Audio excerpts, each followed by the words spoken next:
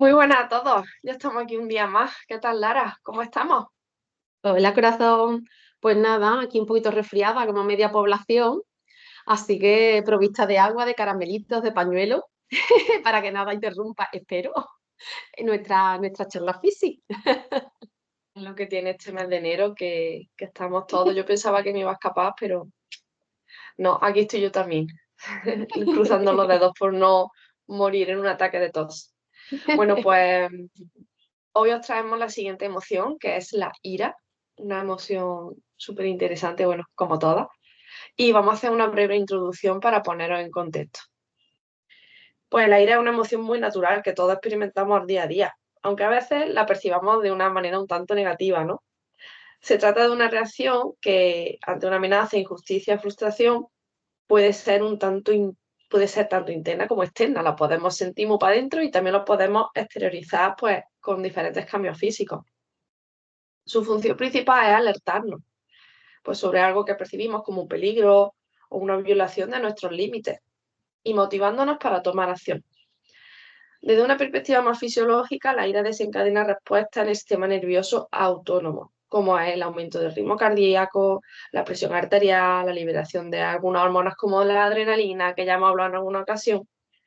Y pues nada, esto prepara el cuerpo para una reacción rápida, como en la lucha o la huida.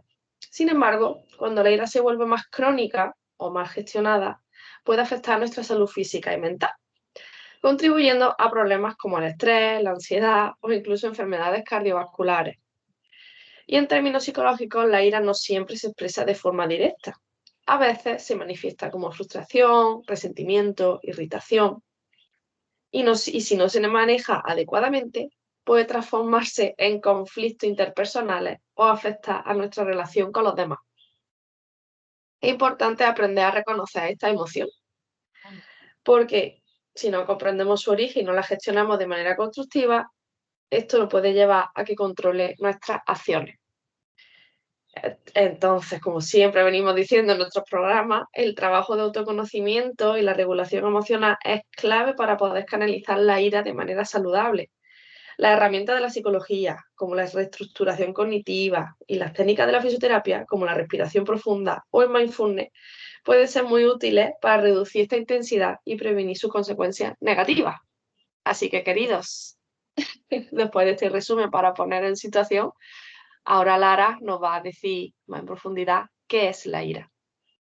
Estupendo, Ángela. Pues sí, es un resumen de todo lo que vamos a ir charlando, pero bueno, ahora lo vamos a desglosar un poquito más, ¿no? Y nada, pues vamos a comenzar hablando de un poquito así, ¿qué es la ira? Pues es una de las emociones que presenta una finalidad adaptativa más clara y más evidente.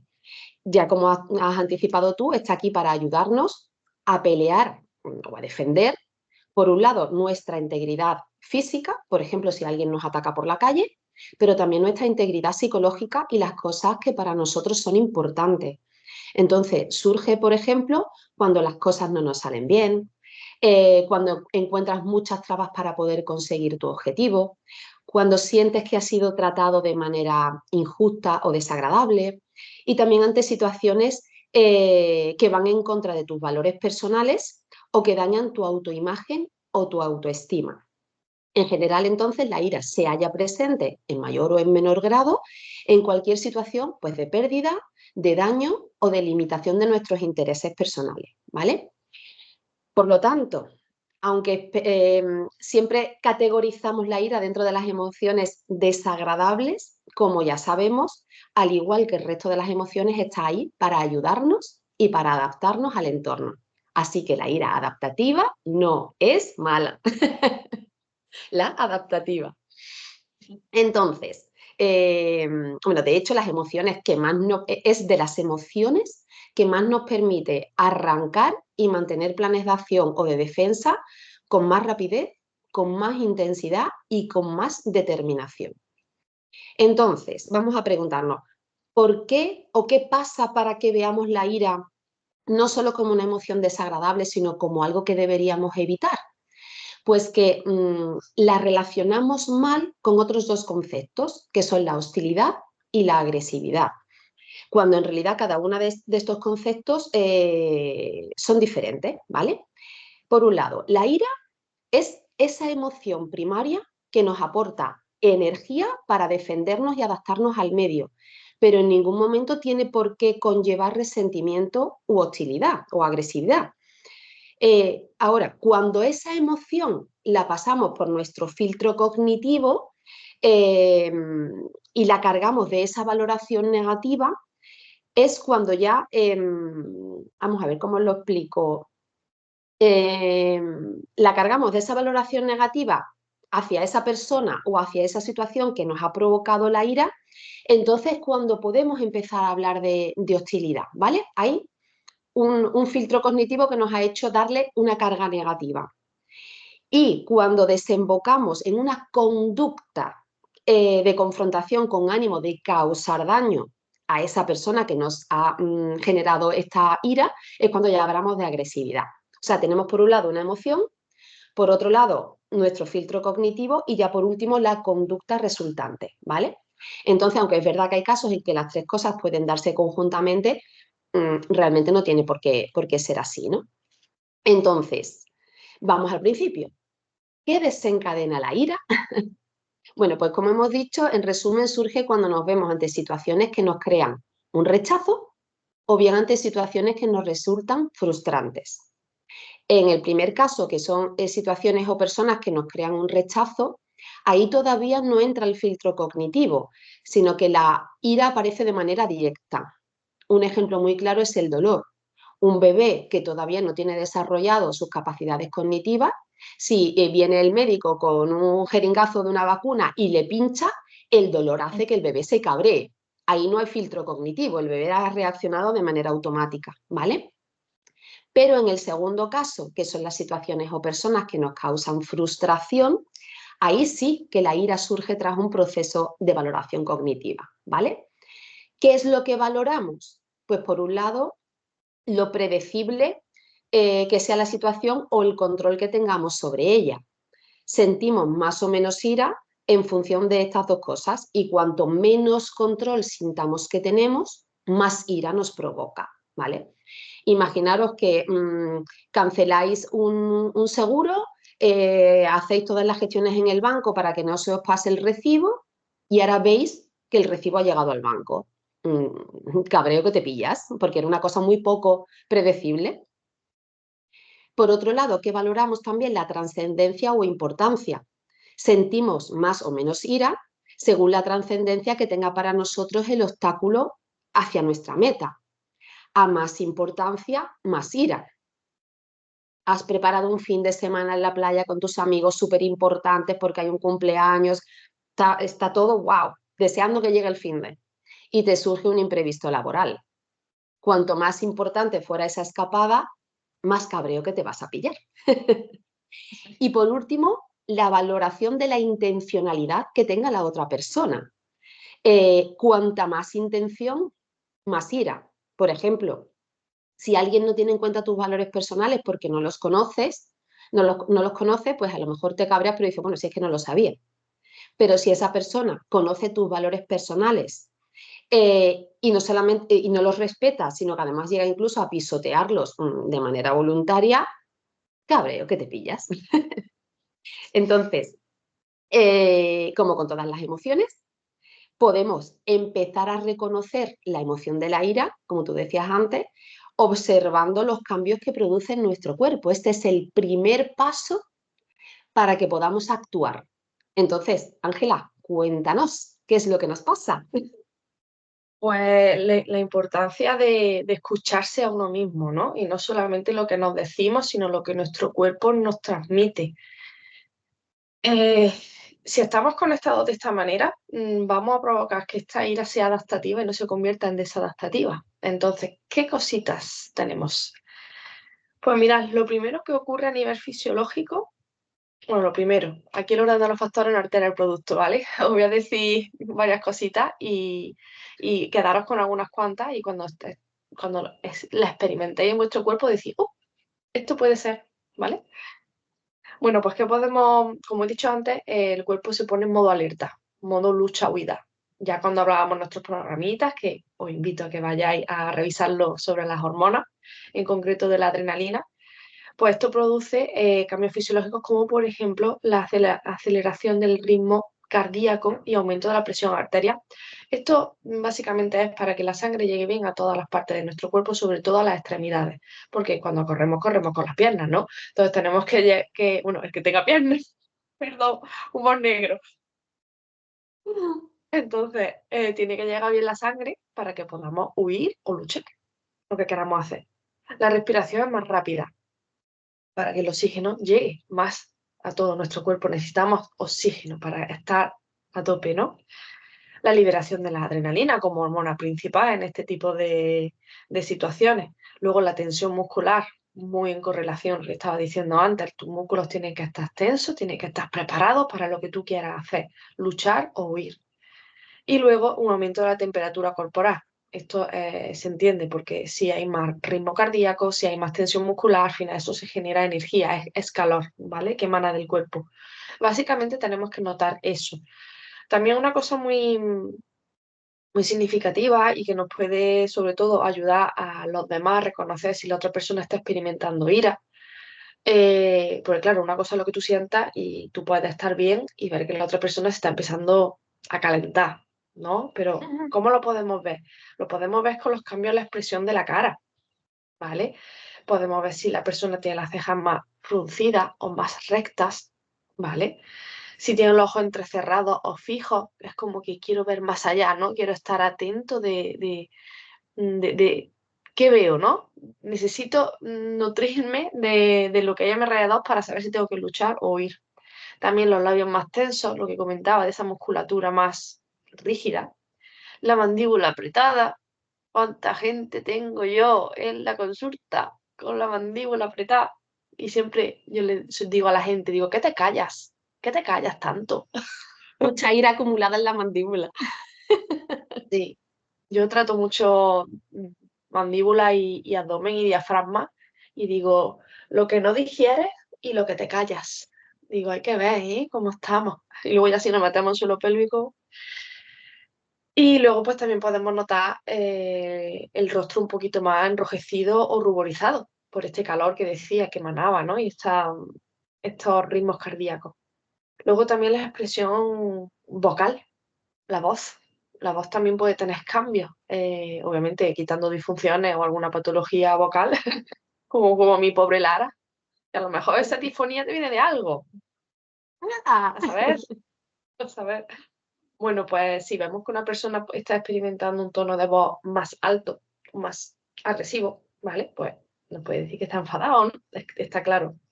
La voz temblorosa o entrecortada, el hablar más rápido o de manera acelerada, ¿no? Como que tu cuerpo quiere coger oxígeno, tu cuerpo quiere y hablar así, ¿vale? Porque se mezclan aquí los factores fisiológicos y los cambios de Y lo expresión cambio. y de voz.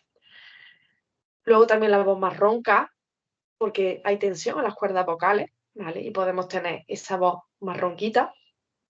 O yo ahora que estoy medio ronca, pero porque en resfriado, que es que llevo ya 15 días. Y luego las interrupciones o la habla más incisiva, ¿vale? Esto sería más o menos el cambio fisiológico que nosotros podemos experimentar y que podemos ver en los demás. Luego hay ciertos cambios también a nivel cognitivo, que tú ahora nos vas a contar un poquito más, pero que quería hacer varios puntos. Que es como que, bueno, los cambios cognitivos son cómo pensamos cuando estamos enojados, ¿vale? Y a breve introducción para que nos vas a decir ahora tú también, que ponemos más el foco en lo negativo, ahí, lo malo, para adelante. También tenemos unos pensamientos más rápidos y automáticos. Nos viene, me lo quedo. Uy, me viene el pensamiento, me lo quedo. Y suele ser negativo, ¿no? Y luego una percepción de amenaza, obviamente. Si tú estás en un modo de lucha o huida, estás con los ojos bien abiertos y con la mirada fija para ver dónde está el peligro que me voy o que lo lucho. Y luego, pues, la dificultad para pensar con claridad. Ni más ni menos. No estamos focus, no estamos abiertos a los demás. Y tras esto, ahora tú nos vas a contar más cositas de la función adaptativa de la ira desde tu campo, desde la psicología. Pues vamos a charlar ahora de las funciones adaptativas, o sea, de cuando la ira es adaptativa y cuando pasamos a la ira desadaptativa, ¿no? Exacto. Bueno, como tú has comentado, la ira actúa sobre nuestra fisiología y sobre nuestros procesos psicológicos, movilizando energía para usarla en iniciar ese plan de acción que nos permita restaurar el estado que teníamos antes de esta ira, ¿no? De esa frustración, de esa pérdida, de ese rechazo. Y en este sentido, pues la ira tiene dos funciones adaptativas. Por un lado, la función de autodefensa y de restauración. Nos hace, por un lado, actuar sobre las condiciones que han generado el bloqueo hacia nuestra meta, ¿vale? Para eliminar ese bloqueo o modificarlo, pero también nos alienta en el deseo de restablecer nuestra meta y nos dota de recursos para permitir pues, que eso suceda, ¿no? Imaginaros, por ejemplo, que no renuevan un contrato de trabajo. Cualquier pérdida es como un duelo, pasaría igual en un fallecimiento, en todo. Tienes que pasar una primera fase a lo mejor de tristeza, de no me lo puedo creer, hay que ver lo que me ha pasado, yo no me lo merezco, pero luego llega ese personaje rojo de la película del revés, que es Ira, y te dice, a esto le vamos a poner cojones o le vamos a poner ovarios, venga para arriba, que esto lo solucionamos, ¿no? Te arranca para que consigas volver a restaurar la situación que tenías anteriormente, ¿no? Y la segunda función, que sería la de la regulación de las interacciones sociales. Esta regulación, fijaros que aparece desde que somos bebés. Intentamos dominar nuestro entorno sin ni siquiera hablar y creamos interacción con nuestros cuidadores. Y lo que conseguimos es que, oye, perdona, estoy llorando porque tengo hambre, tengo frío, tengo el pañal cagao, lloro y tú me resuelves mi problema, ¿vale? Ya después pasamos a lo que es la preadolescencia o la adolescencia y ya las expresiones de ira no se rigen solamente por la normativa de la familia, sino que ya tenemos contacto con nuestros amigos y esa parte grupal pues también nos influencia.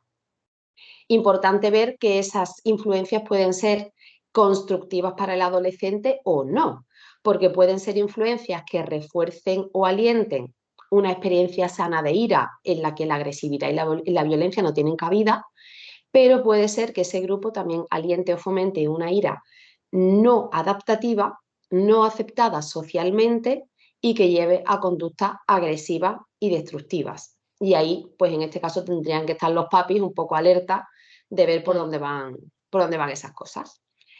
Así que os voy a seguir contando un poquito más ahora sobre lo que es la ira desadaptativa. Y bueno, deciros que, al igual que decimos con todas las emociones, no todos sentimos ira en las mismas situaciones, ni con el mismo grado de intensidad, ni con la misma duración.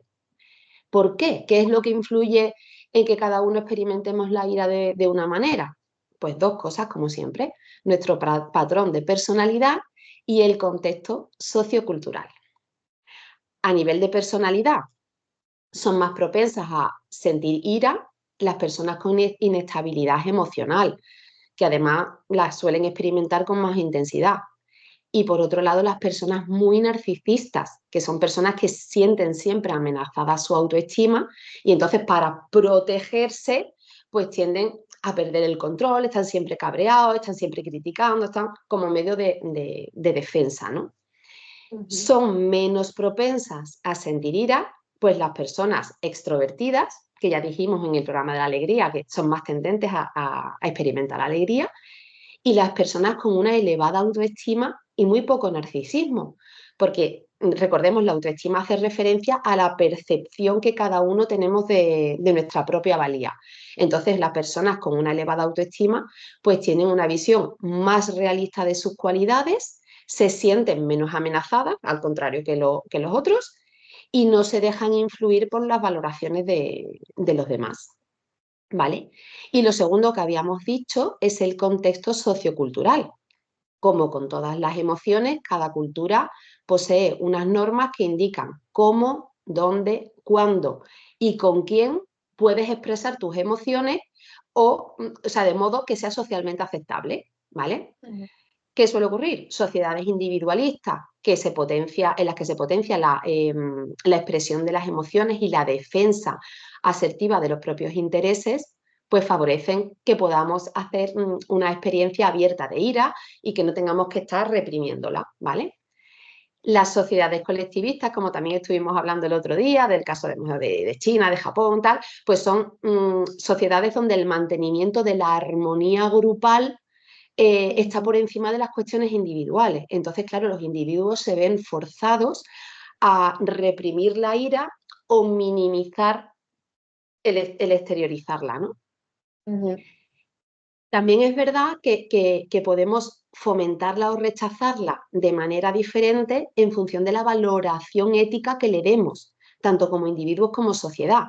Si una persona se cabrea por algo, por una injusticia, pues esa ira como que le damos un valor moral que, claro, es que es normal, es que esto está bien. Si experimentamos eso por algo que es por intereses egoístas, pues ya le damos la categoría de que es inmoral, ¿no? Ahí también hacemos Ujú. un poquito de diferenciación. Bueno, entonces, cuando la ira deja de ser adaptativa y pasa a ser desadaptativa, ¿vale? Hemos dicho que de manera adaptativa, al surgir la ira, la actividad cognitiva se centra sobre el causante de la emoción y se emprenden acciones socialmente aceptadas orientadas a eliminar los obstáculos que nos impiden llegar a nuestro objetivo. ¿Qué pasa? Que la ira es una emoción con un intenso poder vigorizador y rápidamente nuestra amígdala, que ahora lo comentaré, nos conecta con esquemas cognitivos negativos, lo que hace que haya una propensión a las conductas violentas o agresivas. Ojo, Ujú. propensión. No Que no justifica que después la es llevemos a cabo porque nosotros podemos ahí interferir, ¿vale? Propensión. importante Sobre esto. todo, sobre todo estaremos más propensos si dentro de este cóctel molotov ya teníamos ahí un resentimiento y una inquina contra esa persona, pues es más fácil que eso se despierte, ¿no? Mm. Cuando experimentamos la ira de manera excesivamente intensa o de manera ya cronificada, es cuando el valor desadaptativo desaparece y empezamos a hablar de ira desadaptativa, ¿vale? Ujú. Cuanto más intensa sea la ira, menos reflexivo será nuestro comportamiento. Y entonces, en vez de vivir la situación como un simple enfado, la vivimos como la expresión esta que dice, estamos cegados por la ira, no vemos nada, no somos capaces de reflexionar, ¿vale? Ujú. ¿Cómo va ese funcionamiento? Bueno, pues nuestro sistema límbico y en especial la amígdala, ¿vale? Que digamos que es nuestro cerebro así más primitivo, reacciona sin que haya conciencia. Pasa una cosa, recibe la información del suceso, activa fisiológicamente al individuo, activa esa conducta de defensa, incluso accediendo a recuerdos pasados de otras experiencias de ira, a cosas a lo mejor negativas, como tú decías, que nos han pasado previamente, ¿vale? Pero llega nuestro córtex prefrontal, que ahí es donde tomamos conciencia de la emoción, donde en función de las circunstancias evaluaremos si se trata de un simple enfado o si ya se están despertando en nosotros sentimientos de venganza, de envidia, de celos, y además evaluaremos en ese momento los pros y los contras en función de este contexto social en el que estemos, los pros y los contras de expresar abiertamente esa ira o si a lo mejor, pues mira, me dejó media callar y decidimos modular esa ira, ¿no? Si nuestro objetivo de destruir el obstáculo que nos impide llegar a la meta fracasa, aparece la frustración. Y la frustración puede hacer que aumente nuestro nivel de ira en diferentes grados según la persona, ¿no? Y para aliviarlo, la persona muchas veces lo que hace es caer en actos agresivos de intensidad variable, desde insultos a romper cosas o al maltrato, ¿vale? Digamos que este es el paso que nos va llevando hacia una ira ya demasiado fuerte. Tú has comentado antes lo de la ira hacia adentro y hacia afuera. Son dos formas de afrontamiento en la que realmente no solucionamos el problema. Si la ira es hacia adentro, no la solucionamos y nos dañamos a nosotros mismos, pero si la expresamos hacia afuera, seguimos sin solucionar el problema, a lo mejor le has pegado 3 palos a uno y al final lo que estás causando es daño a los demás. Señales que nos pueden hacer ver que estamos teniendo ya una ira desadaptativa. Importante. Este que comentamos, maltrato físico o verbal a otra persona. Experimentar ira frecuentemente con chorradas, con cosas de poca relevancia, ¿vale? Golpear o romper cosas. Tener dificultad para expresar la ira de manera no agresiva. Y pasar frecuentemente de la ira a la culpa. Me cabreo, hago cosas y después me siento culpable, ¿vale? Hay una frase que me gusta de Benjamin Franklin que dice, lo que empieza en cólera acaba en vergüenza. Y es una cosa muy normal. Cabrearte y después, joder, ¿para qué coño me habré cabreado? ¿Qué ves? Y ahora pasas a la culpa, ¿no? Entonces, Ángela, cuéntanos cómo nos afecta la ira desadaptativa. Bueno, pues aquí algunos problemas que ocurren ya nos va a afectar mucho en nuestra vida y siempre se puede hacer cosas por mejorar la salud, pero ya cuando vemos ciertas cositas es muy difícil para atrás en cuanto a el término de regenerar, como por ejemplo regenerar la salud de un corazón tras un infarto. A ver, puede estar mejor, pero tu corazón ya está tocado. Y es que eso es una de las cosas que pueden pasar cuando mantenemos esta ira prolongada durante mucho tiempo, ¿no? Porque lo que decía antes, ¿no? Ese aumento de la presión arterial hace que nuestro corazón pues bombee mucho más, se sobrecarga y podemos tener riesgos de hipertensión o enfermedades. A ver, que la hipertensión, cuando ya vemos que tenemos una hipertensión ahí diagnosticada y ya estamos con la pastillita, que yo veo todos los días gente medicada de la hipertensión, digo, madre mía. Entonces, hay que cambiar los hábitos de vida para mejorar esa hipertensión y sobre todo cambiar la conducta y mejorar un poco este autocuidado emocional y gestión emocional. También podemos experimentar dolores de cabeza cuando estamos con ira. Tenemos los músculos tensionados, como decía, principalmente mandíbula, cuello, su occipital, hombros, y todo esto, el dolor de cabeza puede ser también multifactorial, no solamente un problema vascular, sino puede ser por la tensión.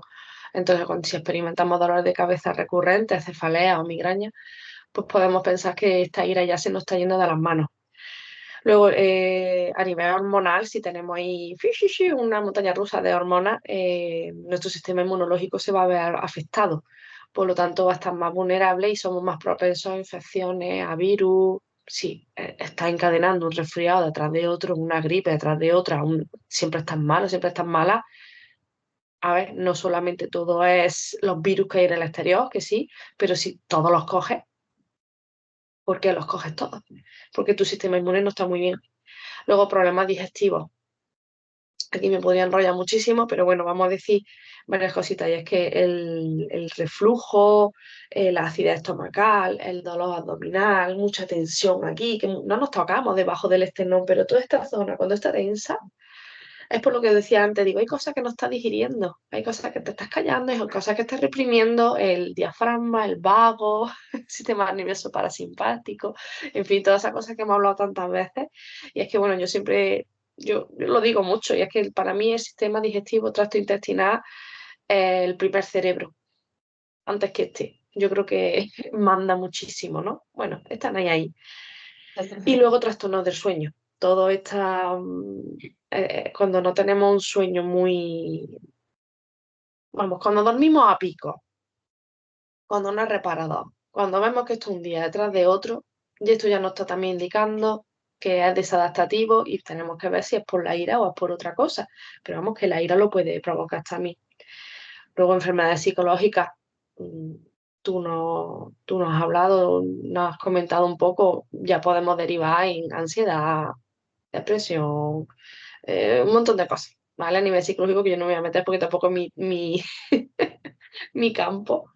Y bueno, así un pequeño resumen, que la ira desadaptativa cuando es constante o excesiva, ¿vale? Nos puede afectar de manera significativa en todos los ámbitos de la salud física, en todo. O sea que no nos podemos centrar solo en un campo.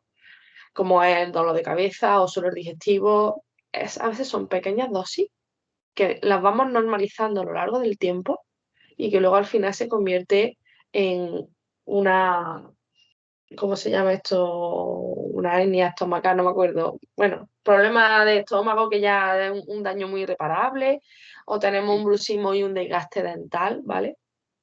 Entonces es importante que aprendamos a reconocerlo. Todo esto que os estamos diciendo, tenemos que reconocerlo y tenemos que manejarlo porque hay que prevenir estos efectos adversos. Y si ya los tenemos empezando, pues siempre se le puede poner remedio. No me quiero poner catastrofista, siempre se pueden hacer cosas y poco más. Así que nada, espero que os haya quedado más o menos clarito, que toméis notas y ahora vamos a dar algunos consejitos para mejorar esta ira desadaptativa. Así que si quieres, Lara, empieza tú y luego continúo yo. Vale, vale, perfecto. Pues mira, Que no me quiero enrollar mucho. mira, os hemos comentado antes que tenemos por un lado dos estilos de afrontamiento de la ira, que sería la ira hacia adentro y la ira hacia afuera, pero que no nos van a funcionar muy bien. Entonces, el primer consejo es que vayamos al tercer modo de afrontamiento, que es el control de la ira. ¿Cuál es el objetivo? Poder así realmente tener planes de acción que estén dirigidos de manera efectiva a resolver la causa que hizo surgir la emoción y además pues cuidamos de nuestra salud, ¿no? Algunas, os vamos a ir dando, Ángela y yo, algunas pautas para ese control de la ira, ¿no? Por un lado, evitar desencadenantes cuando sea posible. Practicando nuestro autoconocimiento, sabremos ver qué situaciones o qué personas cuando las vemos o lo que sea nos hacen sentir esa ira. ¿Qué nos va a permitir esto? Pues analizar qué me lleva a tener esa respuesta, si realmente hay un peligro, si es que hay una creencia limitante que me hace reaccionar así, y observando nuestras creencias para detectar aquellas que fomentan la ira, pues podremos intentar también modificar un poco nuestro entorno para evitarlas o para prepararte mejor para enfrentarlas, ¿no? Cuando comento esto de prepararte mejor para enfrentarlas, me refiero a, a esas situaciones o a esas personas que nos generan ira y que podemos aplicar diferentes técnicas que nos ayudarán a mantener los niveles de ira en unos niveles menos dañinos, ¿vale? O sea, vamos a usar técnicas que nos ayuden a modificar nuestro entorno para tener una ira muy bajita y por lo tanto no dañar nuestra salud. Una de esas técnicas, practicar la empatía. Antes de juzgar, antes de irnos a lo negativo y de cabrearnos, vamos a intentar ponernos en el lugar de la otra persona y pensar que ha actuado así a lo mejor por algún motivo que desconocemos. Se me venía el otro día a la cabeza una cosa que suele cabrearnos mucho, sobre todo a las personas que dentro de nuestros valores tenemos la puntualidad, pues las personas impuntuales, como que te cabrea que una persona sea impuntual. Entonces, si es la primera vez que esa persona es impuntual, pues en vez de decir, joder, ¿y ahora por qué llega tarde? No, ostras, es que es la primera vez que llega tarde, es que lo mismo le ha surgido algo, es que vamos a esperar que probablemente haya un motivo y vamos a ponernos en el lugar de la otra persona, ¿vale? Otra técnica, la reestructuración cognitiva, es decir, cambiar el pensamiento. Cuando a través del autoconocimiento descubrimos que ciertas creencias nos hacen sentir ira, cambiar la forma en la que nos hablamos y en la que interpretamos las situaciones y entonces buscar una alternativa más saludable, ¿vale? Eh, Vamos a quedarnos con el ejemplo de la puntualidad. Hombre, a ver, bajo mi punto de vista, si una persona es impuntual siempre, si te puedes evitar quedar con esta persona, oye, pues mira, eso que te lleva, ¿vale? Pero bueno, vamos a ponernos en el caso de que tienes que quedar con un cliente súper importante, tienes que tener una reunión con él, es imposible evitar eso porque es un tema de trabajo, pero sabes que esta persona es impuntual siempre. Si ya vas predispuesta a, otra vez va a llegar tarde, porque esto es una falta de respeto, porque estoy hasta los mismísimos, porque no sé qué, si ya vas predispuesto a eso, obviamente tu ira va a ir surgiendo. Pero si tú dices, vale, me es imposible evitar quedar con esta persona, sé que va a llegar tarde en un 99% de posibilidades. Voy a buscarme algo para decir, bueno, que ese tiempo no sea de desprovecho. Voy a llevarme un trabajo que tenga que terminar, una lectura, enfoca, lleva tu foco a otra cosa porque sabes que de todas formas vas a tener que esperarlo, ¿no? Una cosa que te puede ayudar también, el mindfulness, precisamente para cambiar ese foco, quitar el foco de lo que te causa la ira y llevártelo a otra cosa. Siguiente técnica, tener un anclaje, es decir, algo que tu autoconocimiento te ha demostrado que te relaja y de lo que puedas tirar siempre que veas que la ira empieza a surgir, ¿vale? Consejo, no me vale decir, es que a mí me relaja tomarme una cervecita con mi novio, vale, pero es que tu novio a lo mejor no está siempre. Entonces, búscate cosas que dependan solamente de ti, ¿vale? O bien, he tenido un día que voy a salir a correr, que yo sé que salir a correr me relaja. O tener en el momento algún objeto, en esta reunión me voy a llevar mi pelotita de esta que a mí me relaja. Tener cositas que nos ayuden a bajar, ¿vale? Por otro lado, que ya lo hemos comentado otras veces, las técnicas de habilidades sociales. Si nuestra mochila de la ira, como digo, durante el día ha ido pin, pin, pin, se ha ido llenando, esa mochila llega un momento que peta, todo no cabe, ¿vale? Entonces, una de las técnicas de habilidades sociales súper importante que pueden ayudar muchísimo es a aprender a decir que no, obviamente a decir que no de manera asertiva y a decir también, oye, mira, tengo derecho a retirarme física o mentalmente de la situación porque ahora mismo estoy calentita y prefiero que ahora mismo no hablemos. Mejor lo retrasamos un poquito, ¿no? Ya mañana quedamos y charlamos de lo que ha pasado, pero hoy no. Esa comunicación asertiva que estoy comentando, o sea, es decir, el comunicar nuestras necesidades o emociones sin agresividad y sin pasividad, ¿vale? Eso es la comunicación asertiva. Y muchas de las otras cosas que he comentado y que tú también vas a comentar, Ángela, forman parte de lo que se conoce como comunicación no violenta. Y el practicarla nos puede ayudar a reestructurar nuestra manera de pensar, de expresarnos, de escuchar y conseguir así relaciones más sanas, respetuosas y empáticas. Por eso una de mis recomendaciones finales es este libro, ¿vale? Es un libro de Pilar de la Torre que es una maravilla. Y yo, para variar, os voy a leer un poquito, ¿vale? Que es, a ver, la parte donde ella comenta esto. Dice, llamamos comunicación violenta a todo acto comunicativo que lleva a la otra persona a cerrarse o a alejarse, aunque esté lejos de nuestra intención ocasionar tal efecto. Hablaremos de una comunicación violenta cuando decimos o no decimos, hacemos o no hacemos algo con lo que la otra persona, que a la otra persona le llega como daño, la pone a la defensiva y la aleja de nosotros, aunque, perdón, aquello que no incluye cuidado, aunque nuestra intención sea claramente positiva. En paralelo, consideraremos comunicación no violenta cualquier cosa que digamos o no digamos, que hagamos o no hagamos y que provoque en la otra persona sensación de cuidado, consideración y comprensión. En este libro vamos a aprender a ofrecerla teniendo en cuenta la grandísima ventaja de que cuando se la damos a los demás, nos la estamos proporcionando también a nosotros mismos. Yo siempre me gusta decir, tengamos en cuenta que la salud no es individual, vivimos en colectividad, nuestra salud es colectiva. Cuando yo me cuido, estoy cuidando de los demás. Y cuando los demás se cuidan, están ayudando también a que mi salud sea mejor.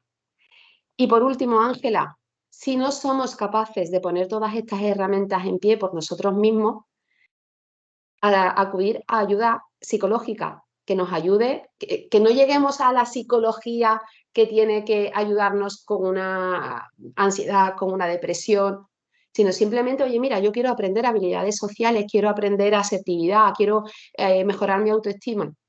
Necesito una ayuda ahí de un profesional, pues ahí están nuestros profesionales psicólogos para eso.